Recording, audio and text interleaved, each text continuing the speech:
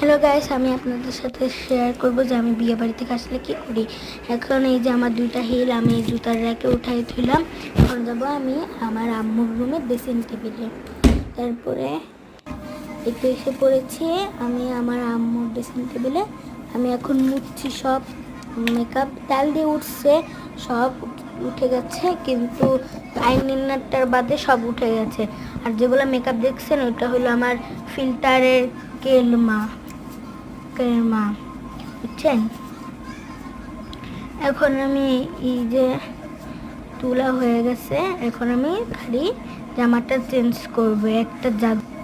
তো আমি খালি মা আমাকে একটু ডাকছিল আর কি। আচ্ছা,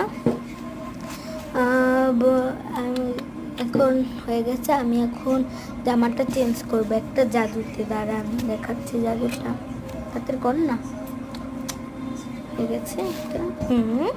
এই তো জাদুটা হয়ে গেছে। এটা আমাকে কিরকম লাগছে আমি জানি না, ভূতের মতন লাগছে এখন। Bye bye.